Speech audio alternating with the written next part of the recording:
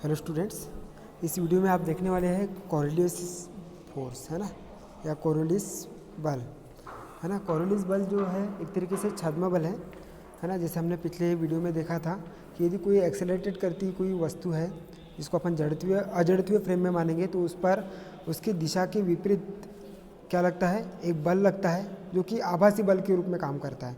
मतलब ये वास्तविक रूप में न लगकर उसके विपरीत दिशा में लगता हुआ प्रतीत होता है, जो कि सामने वाले जो वास्तविक बल को वो क्या करता है, संतुलित करता है ना। तो उस बल को हम क्या कहते हैं, छद्म बल कहते हैं, जिसको अपन स्यूडो फोर्स के रूप में मानते हैं। और इसी स्यूडो फोर्स का एक भाग होता है कोरियोलिस फोर्स, है ना। वो कोरियोलिस फोर्स जो होता है वो भी क्या है, एक प्रकार का छद्म बल है जो कि अजड़त्वीय फ्रेम में स्थित किसी कण पर आभासी रूप से क्या करता है, कार्य करता है या आभासी रूप में लगता है। ठीक है, अब उसको किस प्रकार से देखना है हमको कि ये कोई फ्रेम है, कौन सी एक्स वाई और जेड डैश में कोई एक जड़त्वीय फ्रेम है और उस जड़त्वीय फ्रेम के सापेक्ष कोई अजड़त्वीय फ्रेम, कौन कौन सी अजड़त्वीय मतलब जो एक्सेलरेटेड होती जाएगी, ये एक्स से यहाँ पर एक्स डैश होगी, उसके बाद वाई से कितना वाई डैश, और जेड से वो उसी अक्ष के परितः क्या कर रहा है, घूम रहा है। तो जैसे मैं एक पंखा लूँ, है ना, तो यहाँ पर एक मैंने पंखा लिया, तो पंखे की जो ब्लेड है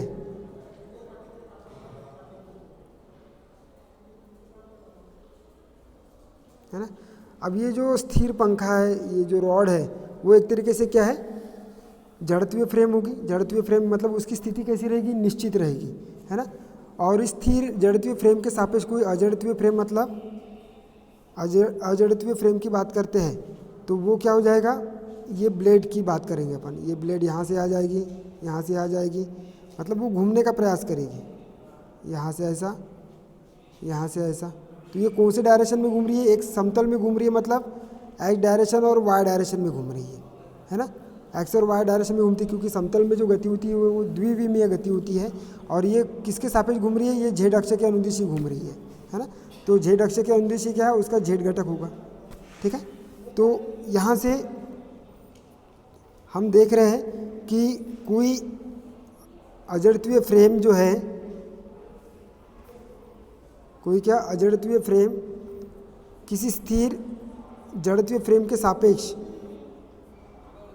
है ना, ओमेगा वेग से एक अक्ष के परितः कोणीय वेग कितना ओमेगा से घूमता है। तो घूर्णन फ्रेम में, है ना, घूर्णन फ्रेम में यदि यहाँ पर कोई वस्तु रखी होगी, ठीक है, तो उस घूर्णन फ्रेम में m द्रव्यमान के कण पर क्या लगता है, एक छद्म बल लगता है जो कि चल रहा है। तो कौन से डायरेक्शन में वो चल रहा है, इस डायरेक्शन में, ऐसा ऐसा, मतलब वो चल रहा है कौन से, इसमें वामावर्त में।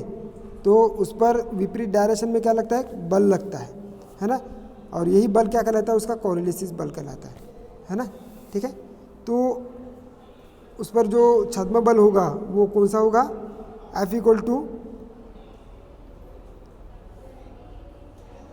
क्या होगा, F equal to -2m omega into कितना VR माइनस कितना m omega into cross section में ओमेगा इंटू कितना R, है ना, क्रॉस मल्टीप्लिकेशन में, है ना।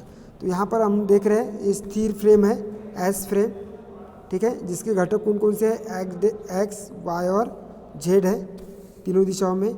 उसके सापेक्ष ये जो कण है जो कि कौन से फ्रेम में है, एक्स डैश वाई डैश और जेड डैश, एक अजड़त्वीय फ्रेम में है जिसका स्थिति सदिश कितना है, आर है।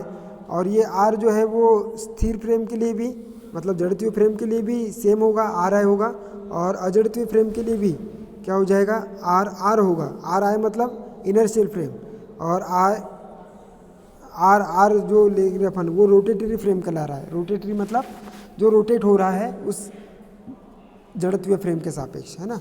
तो यहाँ पर माना चित्रानुसार क्या है, एक अजड़त्वीय फ्रेम एस डैश एक स्थिर जड़त्वीय निर्देश फ्रेम एस के सापेक्ष क्या है, कोणीय वेग ओमेगा से घूम रही है ना। अतः फ्रेम एस तथा एस डैश के सापेक्ष बिंदु पी के स्थिति सदिश कितने हैं, फ्रेम एक्स के सापेक्ष है आर आई और फ्रेम एस डैश के सापेक्ष कितने हैं, आर आर है। तो सेम हो गए, कितने होंगे, R I equal to R equal to कितना आर, है ना, वेक्टर आर के रूप में। ये समीकरण नंबर अपना क्या हो गया, 1 हो गया। अब हम देखते हैं कि फ्रेम एस के सापेक्ष कोणीय वेग से घूम रही कोई वस्तु का कण जो है वो पी का रेखीय संवेग कितना है, वी है। तो रेखीय संवेग वी बराबर कितना होगा, आर इंटू ओमेगा होगा। मतलब ओमेगा जो कोणीय वेग गुना क्या होता है, क्रिया रेखा की त्रिज्या होती है, आर होता है ना। ये संबंध होता है हमारा v इक्वल टू कितना, आर इंटू ओमेगा। अब फ्रेम एच डैश में कण का वेग की बात करेंगे, ये तो किसके हो गया, फ्रेम एस में कण के वेग हो गया।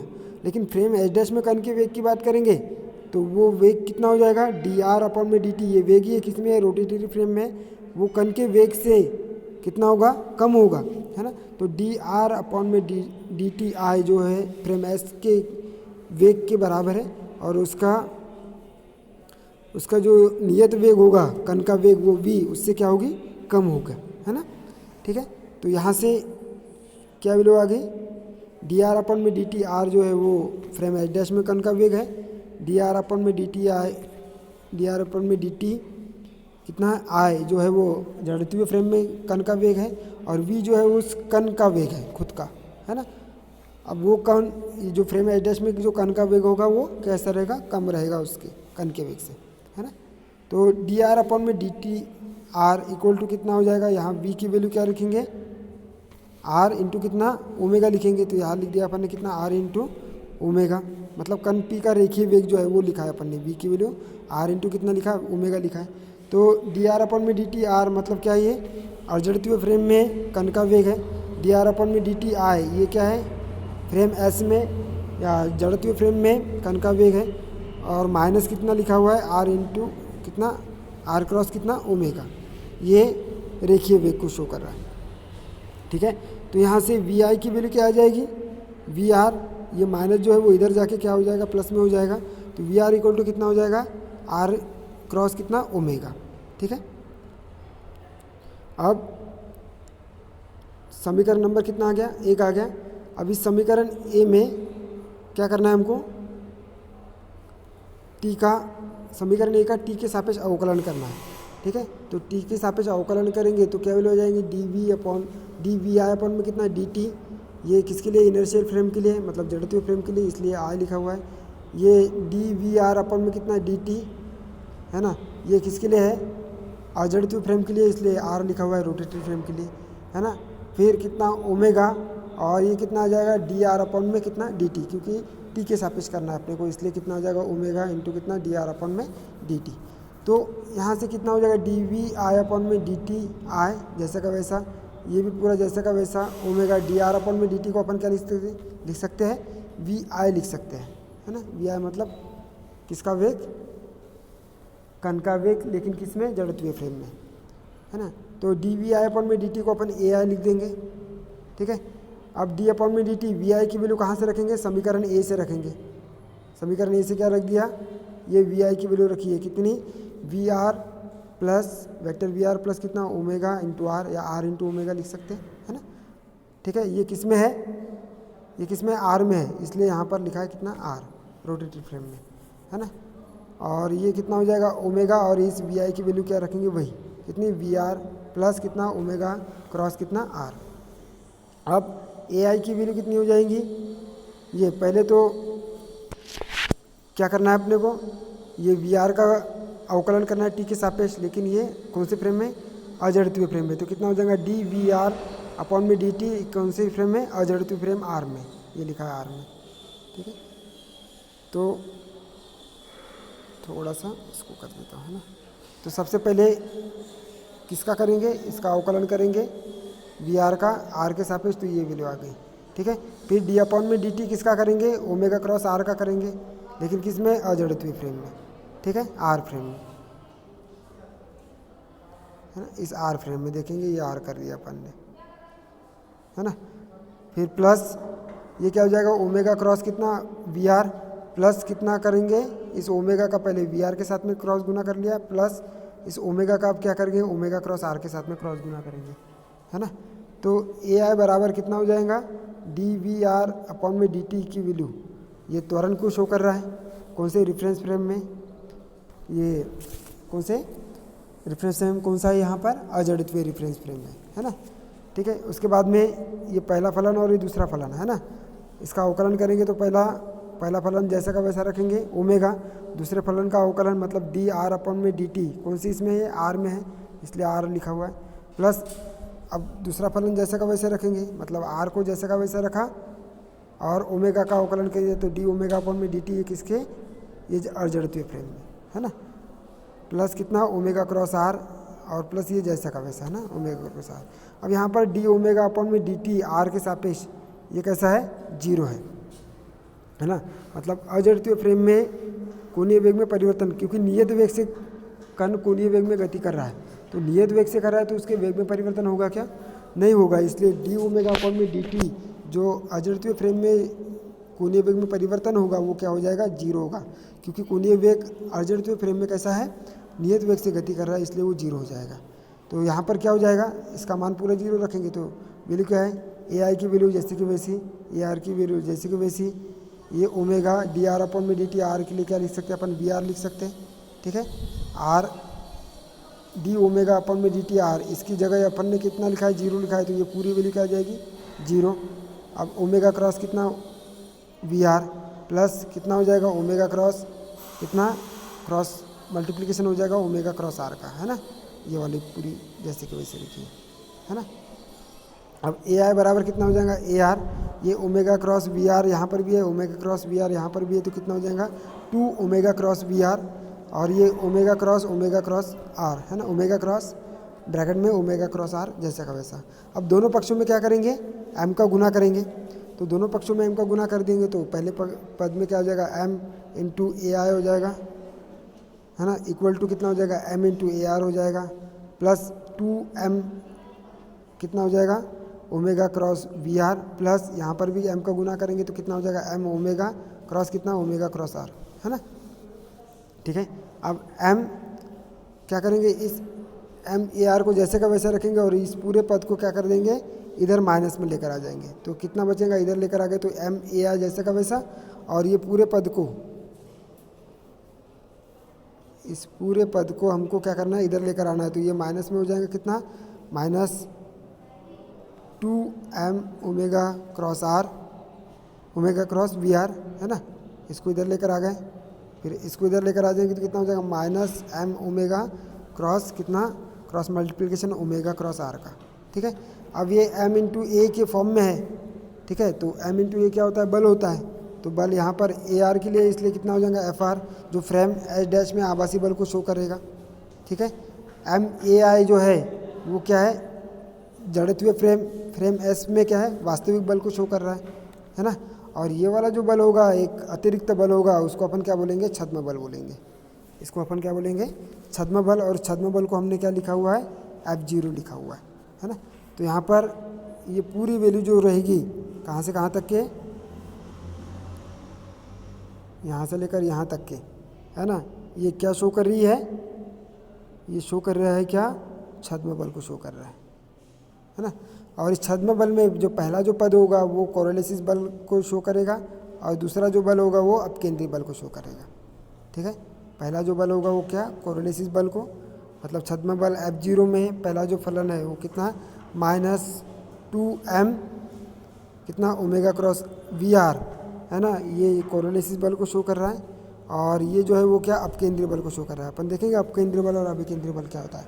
अपकेंद्रीय बल हमेशा पीछे की ओर काम करता है, यदि अभिकेंद्रीय बल वो गोलाकार मार्ग में अंदर की ओर काम करता है तो अपकेंद्रीय बल उसके विपरीत दिशा में काम करता है ना। ठीक है, तो अपकेंद्रीय बल की वैल्यू कितनी है, माइनस एम ओमेगा क्रॉस कितना, ओमेगा क्रॉस आर के रूप में, और कोरोलिसिस बल की वैल्यू कितनी है, माइनस टू एम ब्रैकेट में कितना, ओमेगा क्रॉस वी आर के रूप में। तो छद्म बल को अपन क्या करेंगे, दो भागों में विभक्त करेंगे। कौन कौन सा भाग, पहला भाग है क्या, कोरोलिसिस बल,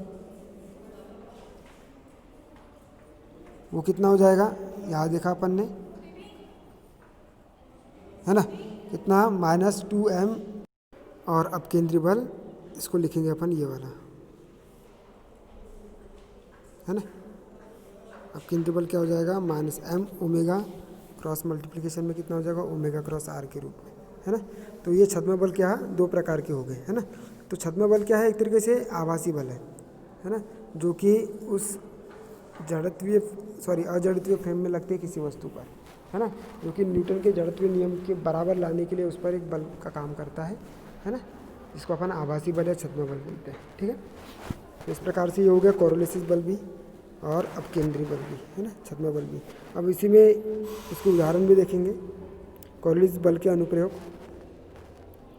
तो अनुप्रयोग क्या हो जाएगा, यह अनुप्रयोग है क्या, कोरोलिसिस बल जो है -2m ओमेगा क्रॉस आर के वी आर के रूप में, ये क्या है, छद्म बल को शो करता है, जो घूर्णी फ्रेम में, है ना, जो रोटेटरी फ्रेम है, घूर्णी फ्रेम है, उससे जुड़े प्रेक्षक पर उसके सापेक्ष वी आर वेग से गतिमान कण पर लगता हुआ प्रतीत होता है।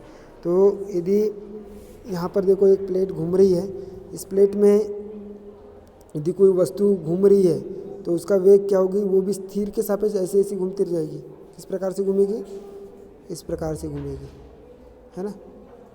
ठीक है, मतलब यहाँ से जब अपन देखेंगे, मतलब बाहर से देखेंगे, इस प्लेट पर खड़े नहीं होना है, बाहर से देखेंगे तो ये वस्तु अपने को कैसे दिखाई देंगी, उस शक्ति के साथ ऐसी घूमती हुई दिखाई देगी, है ना।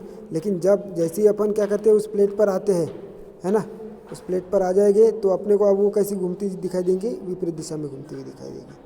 ठीक है, तो इसी को अपन क्या बोलेंगे, ये जो विपरीत दिशा में जो त्वरण लग रहा है उसका माइनस ये त्वरण, और इसके कारण जो बल लग रहा है पीछे की ओर उसकी गति के विपरीत दिशा में, तो वो बल जो है वो क्या कहलाएगा, कोरोलिसिस बल कहलाएगा या छद्म बल कहलाएगा, है ना। तो इस प्रकार से क्या है, एक क्षैतिज डिस्क सी से गुजरती ऊर्ध्वाधर अक्ष के परितः एक समान कोणीय वेग से वामावर्त क्या हो रही है, घूम रही है। यदि डिस्क के केंद्र सी पर क्या एक m द्रव्यमान की गेंद रख दी जाए, है ना, तो डिस्क के बाहर खड़े प्रेक्षक को गेंद एक क्या सरल रेखा में नियत वेग से चलती हुई दिखाई देगी, मतलब इस डायरेक्शन में, है ना। जबकि डिस्क से जुड़े प्रेक्षक एस डैश, मतलब यहीं पर, ये बाहर से जुड़ा नहीं है, अब क्या डिस्क के अंदर आ गए, उससे जुड़े प्रेक्षक एस डैश जो अर्जित फ्रेम को मार्ग जो है वो कैसे दिखाई देगा, ये इस प्रकार से दिखाई देगा, क्या एस डैश के फॉर्म में, एस के फॉर्म में, है ना। मतलब पहले कैसे घूम रही थी, इस डैश में घूम रही थी, तो वो वामावर्त घूमती हुई दिखाई देती है। लेकिन जब अपन क्या उस डिस्क में जुड़ जाएंगे, डिस्क के अंदर से देखेंगे उसको, तो उसका मार्ग कैसा हो जाएगा, इस डायरेक्शन में हो जाएगा, मतलब एस डायरेक्शन में हो जाएगा। ठीक है, क्लियर। तो उसका मार्ग कैसा दिखाई देगा, दक्षिणावर्ती दिखाई देगा, है ना। अतः गेंद के मार्ग में वक्रता किसके कारण होती है, कोरोलिसिस बल के कारण क्या होती है, प्रतीत होती है ना। उसी प्रकार पृथ्वी के घूर्णीय गति के कारण पृथ्वी पर किसी कण की सरल रेखीय गति भी कैसी होती है, वक्राकार प्रतीत होती है ना। ठीक है, मतलब यदि हम क्या करेंगे, किसी कण को फेंकेंगे सीधे रेखा में, तो भी वो उसकी गति कैसी रहेगी, वक्राकार प्रतीत होगी, है ना।